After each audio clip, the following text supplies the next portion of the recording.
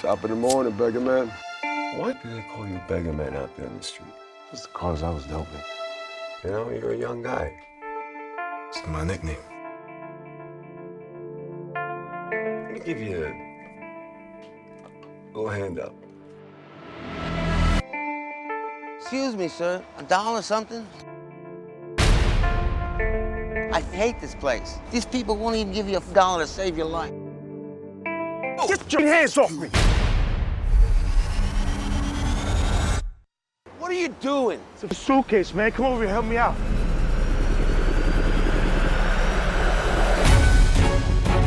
Where did you get this money from? I found them in the envelope downtown. You'd be surprised what you find outside these hours. What the f? Never met anyone like you before. I got people trying to kill me. What's in the briefcase, matter of fact, man? You start seeing people's true colors when it comes to money. The reason you look so nervous? The only color they see is green. I don't want to be looking over my shoulder.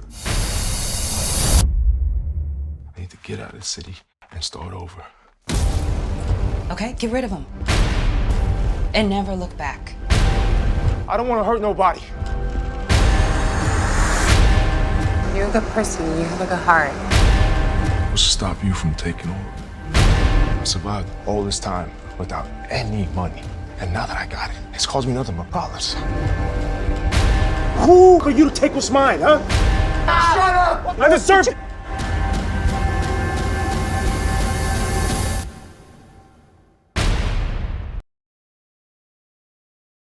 Thank you guys, Frankie and Matt, for joining me here for Hollywood Times. I had been digging into your backgrounds, but I already know Matt, so that was a little bit easier. So we're going to start off to where you guys started from. So, Frankie, you are the writer and the director, and you also are a producer. You also acted in Beggarman. Now, you are no stranger to the screen because I found out you worked with Eric Roberts. You also worked with James DeMonico. And you also were a student from Stellar Adler. So you have a lot of experience. Now, what made you decide to break into producing and directing your own films versus just being an actor?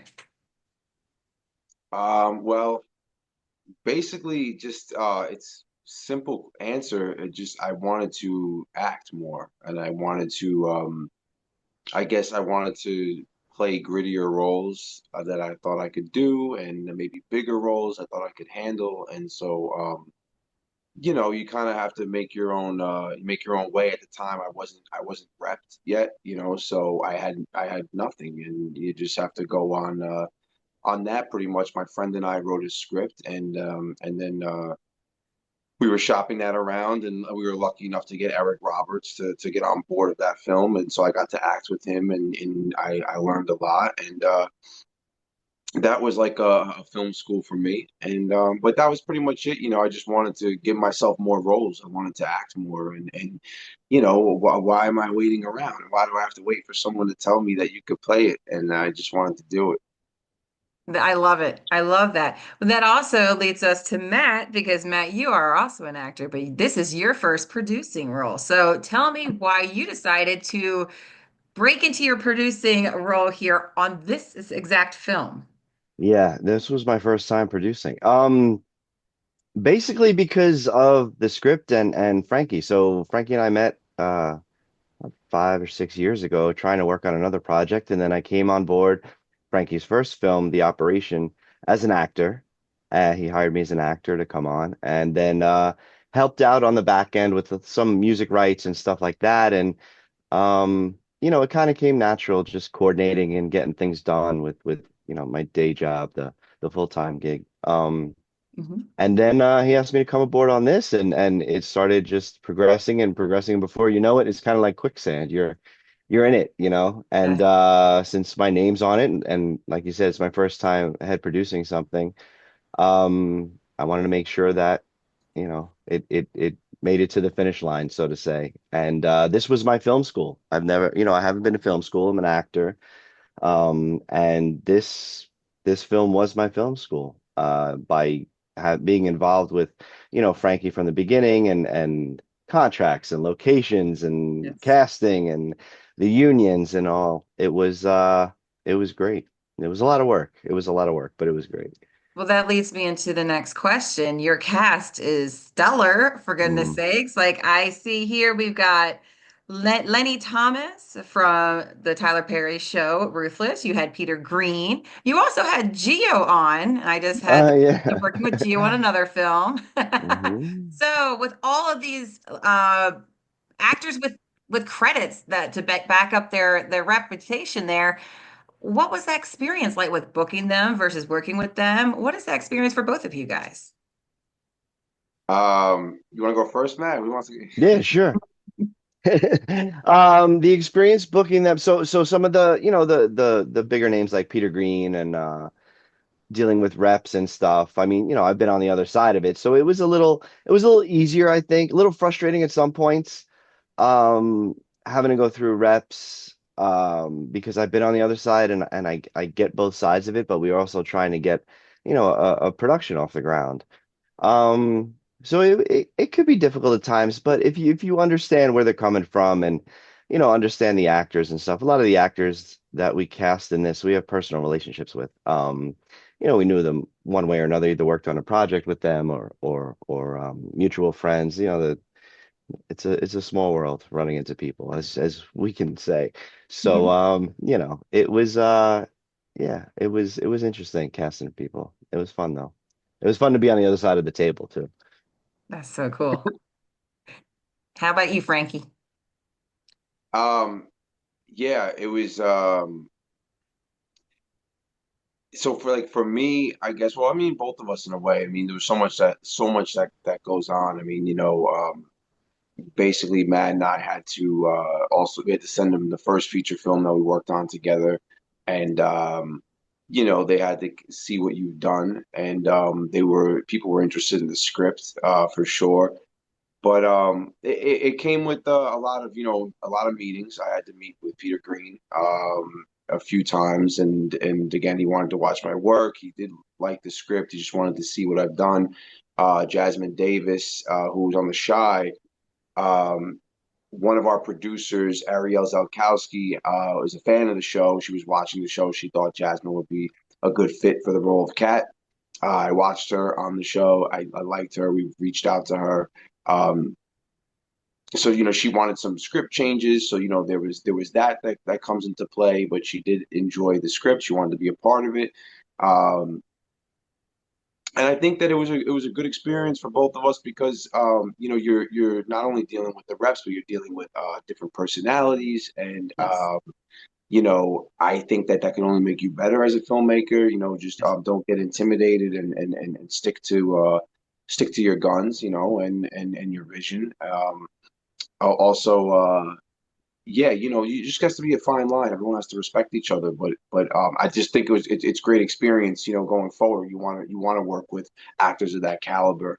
It was hard for me not to be intimidated by Peter Green because I grew up watching him. I was a little kid watching, The Mask and Blue Streak, and so that was kind of crazy just to fast forward, 20 something years, and I'm just sitting across from him, and talking about being in our film. That is awesome. I love it. Now, can we elaborate on this film? So, give the audience a quick idea of what the film is about, first off, and why did you decide to go with paying the homage to like the 70s like feel? I think that's a very interesting storyline to nail, especially being, this day and age to the 70s. What was the reasoning behind that as well? Um, well, so the story is about homeless Iraq war veteran. He's living on the streets of New York City, and he discovers a suitcase full of money from the 1970s. Right? We don't know if it's a mobster or a pimp or a drug dealer, but it comes from some underworld form of the 1970s. The bills are from the 70s. There's a gun in the suitcase from the 70s. So and then from there, just two things. I always wondered, what was hidden amongst these tunnels and streets and rivers of New York City. You know, you hear all these stories. I imagine there has to be something full of money somewhere. But you know, I don't know. It's my imagination, you know, and basically, my love for 70s filmmaking. You know, I grew up watching 70s films. They just really struck a chord with me. I mean, even when I was a little kid back in the 90s, it wasn't so far away that decade. And I guess, you know, you're hearing your parents and your uncles and aunts talk about these great films and I just got hit, you know. They just really stuck out to me as powerful, cinematic, um, not always giving you what you want to see, you know. And I don't know, I just thought it's definitely one of the stronger decades of filmmaking, and I just wanted to kind of bring that back for a newer generation, you know, and kind of pay homage and maybe bring some light to some of those films for the new age of audiences. Yeah, I definitely. Matt, do you have anything to say to that one? I want Uh, to get to speak to. Sure, sure. Yeah, just after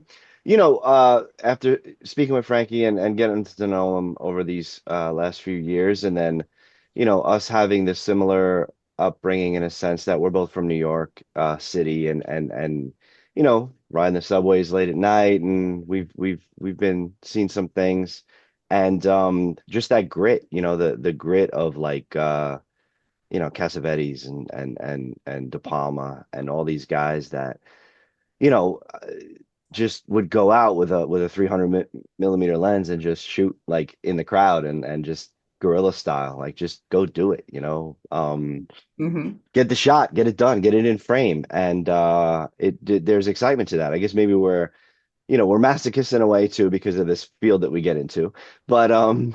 we're adrenaline junkies, we want to get out there and tell stories, and there's a lot of new stories from young filmmakers that need to be told, and you know leads me to independent film and how it's starting to rise up a little bit and be more noticed from the big people.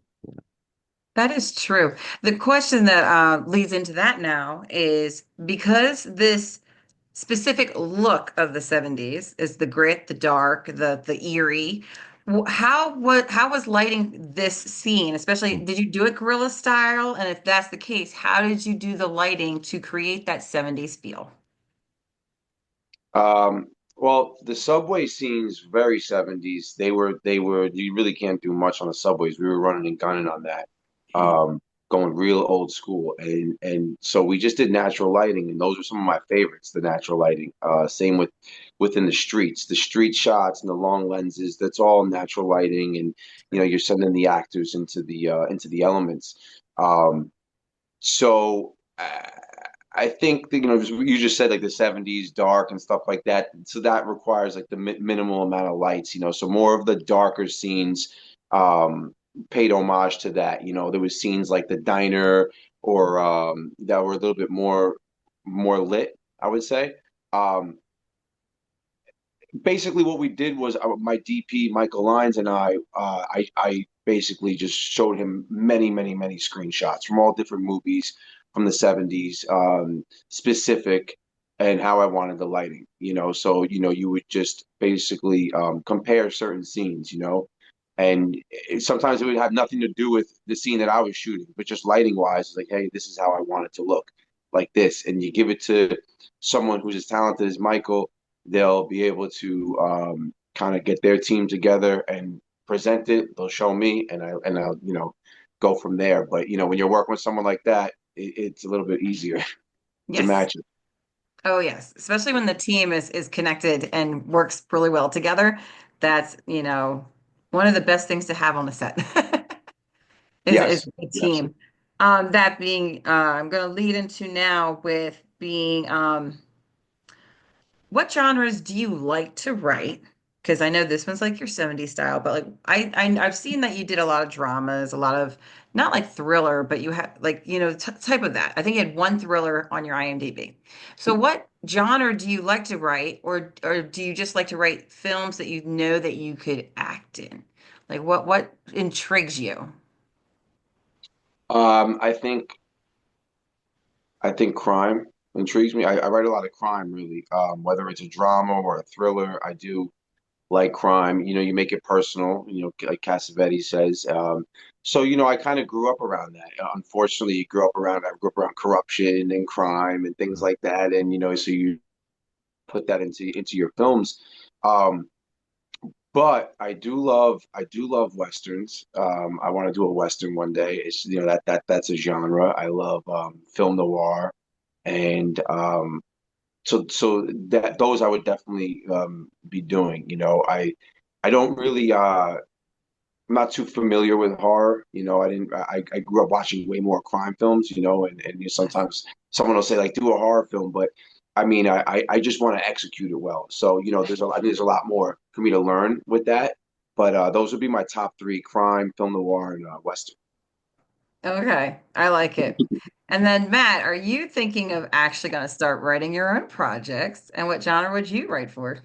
That's a good question. I've people have told me to. I'm no writer. I don't claim to be, but it would probably be somewhere along the same, maybe like yeah, crime stuff or international spy stuff, something like that. But it would need a budget, if we're going overseas and like going to other countries to film or make it look like it. But probably something like that. Yeah. That'd be And, fun. and maybe some comedy. Oh He is yeah, very definitely funny without comedy. trying. Comedy would be I fun. know. Well, you can't write that. It just kind of happens when with the outtakes on some of these scenes. Forget it. Well, no, that's exactly one of my questions on my page is what is the best blooper on set that you guys Oh can man, share? Because I was like, there has to be a blooper. that's Oh, a what good kind of question. blooper? Well, yeah, that's a good question. I still want to see B-roll from this. We got to chop up like some outtakes. Uh, I'm trying to think. Anything unexpectedly happened that was just comes to your mind. Something's made the final cut too, right? That's the yeah, best part. yeah. I mean, let me see. I'm trying to think. Thing unexpectedly. I'll give you a gem real quick. Basically, we were doing a scene with Peter and Lenny, and not actors don't like line readings too much, but there was a specific way that I wanted the line said, and I was telling Peter how I wanted the line, and he didn't know I was on the monitor, and Peter and I get along, but he didn't know I was on the monitor. There was a black flag in between us and everything, for the lighting and stuff, and I kept telling him the way I wanted the line, and he went on the monitor. It was so funny. I see that, and he started laughing and stuff. So I mean, that I consider a blooper a little bit. um, but he was, and he was good about it. It was funny. We had a girl in the camera department. It was a little bit hesitant to. We were doing a close up on him. Put the slate, near his face, and after he did that, I said, "Put the slate in his face." That's great. He was a good sport. We messed around with each other, so I mean, stuff like that. It was a lot of fun. But it was a lot of fun. The bloopers I can't remember off the top of my head. That I consider it. But we could tell you other random, funny stories. There's just so much that happened behind the scenes of this movie. It was really crazy. We at one point we were on the subway and we needed it to be dark. I was just And going to talk about that. Yeah. yeah, and all the crew members are just, taking their jackets off and covering up the windows on the Yeah. subway, in the middle of morning rush hour. It was really, for our film, it was really this is a sight to see, which we have pictures. That's awesome. Oh, things that you have to do when you do guerrilla style. Oh yeah, I love that. yeah. Matt, do you remember any other one that you'd like to Oh share? yes. So the suitcase in the film it was old. I think it was Frankie's uncle's mother's or something from the 50s Oh, that they wow. found. So it was a little dry and stuff. And after using it, excuse me, it broke. The seams broke. And there's only one of these suitcases. We don't have backups. So there's a picture of me. It's the middle of the night. We're in the basement of a church in Holding, and I'm sewing the freaking seam. Like I Wow. brought stuff. I do leather work on the side, but so I brought stuff from home, and they caught me. I'm sewing, and I look up like, whoa. and they took a picture.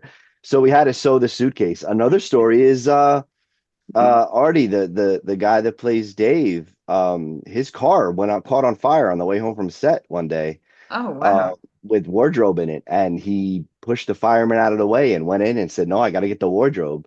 There was a lot of crazy stories on this film. Man. It's Yeah. something bigger than us wanted this film to get made because there's some crazy stuff that went on, you Oh know? my gosh. Well, I'm glad you guys made it because it went to your Garden State Film Festival.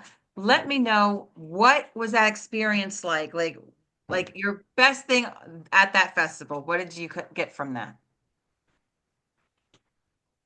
Um, it was such a wonderful experience. We were known as one of the most anticipated films of the festival. Wow. So it was really nice to meet other filmmakers. There was some people that I want to work with. We get to see incredible talent. I think what for I mean, I'm not going to speak for Matt. I think, but we it was an incredible experience for the premiere. Because there was a lot of people that we didn't know, and there was fans of Lenny, and Oh, wow. just the ovation that we received, to see everybody really engaged. I was in the back of the theater watching everyone, and to just see them really engaged and oohing and eyeing and reacting to the theater. I mean, that's what the movie experience is all about. And I shot this film for it to be, on a big screen. I shot it anamorphic and big as possible. So to see the ovation that it received, and people asking for Beggarman 2, and that was like probably the best for me, and to see the reaction of it, how it hit and resonated with people, it was really a little bit overwhelming. I love it. Matt, what did you get from it? Yeah, so just to reiterate what Frankie said, I mean, we battled for this film, 6 months pre-pro. We shot for what, 19 days, like 3 weeks with some Cool. weekends, and then 6 months of post. And then we've seen it on, TV screens in our houses or monitors or whatever. But as Frankie said, we had it color corrected. We shot with the Sony Venice 2 anamorphic lenses. We wanted, we used that glass to make it look like a film, and to see it on the big screen and the sound and everything, it plays totally different from, the screen in your house. And Yeah. it was, I'll admit, it was a little emotional at the end, not because, whatever, I know what happens in the film, but to see it on the big screen, and like Frankie said, to see people in the audience react, and it was really there's magic in there. And I keep saying it, but there's nothing like going to a theater. It's not only the movie, it's the experience, and the energy and the vibe of the audience. There's nothing like seeing movies at a movie theater. It's it needs to be a resurgence. It needs to come back. That is true. It's starting Now, to.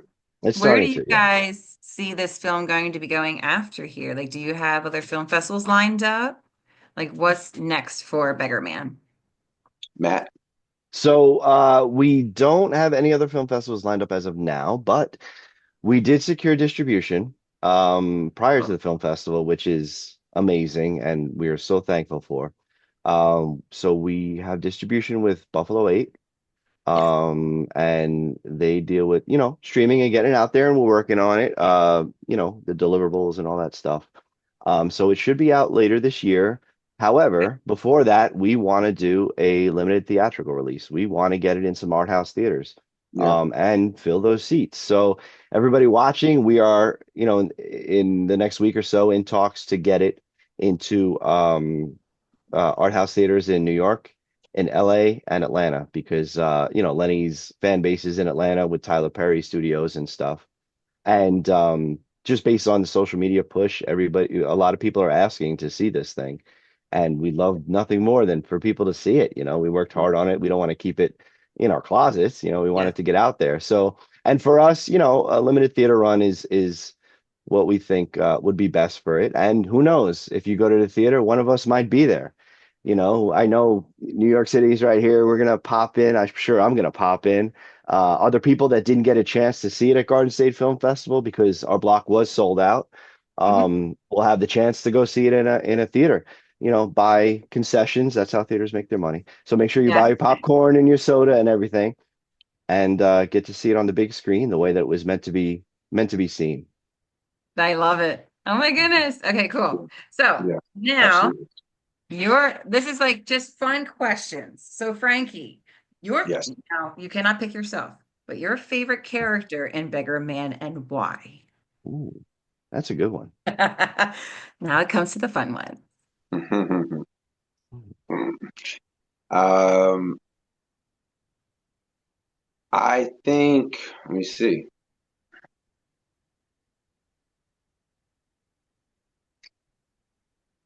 My favorite character is Beggarman. I'll be honest Yeah. with you. There's so many great characters in it, but he just he's in every film, and I for me even wanting to I never even wanted to do a sequel before, but I said this to Q&A when we were doing the photo shoot for the poster. We had put Lemmy in the wardrobe again, and I was doing a little photo shoot, and I wanted to get the cameras out and shoot right then and there. I was like, let's Yeah. go. I want to go back to this world and keep it going, the next chapter, so he's my favorite. Matt, who's your favorite and why? Oh, I like the crazy guy on the train. He is because the actor himself, Quinn, is a sweetheart, and he felt bad saying all those things but he killed it. And I went to college in this city, riding the train. Everybody knows that guy. Like Yeah. everybody is Yeah, running to that guy on the train late at yeah. night, early in the morning. For me, he just, and of course, Beggar Man. Yeah, yeah. Dave too. Dave, Oh, Dave. yeah, Dave, the other homeless gentleman, Beggar Man's buddy. But throughout this film, Frankie wrote it, as he said, as a personal film, and all the characters that are in it are people that, at one time or another we've all ran into or knew, or it's you're like, I've seen that guy. It is really like a snapshot of New York, at least the way we see it and saw it. That is true.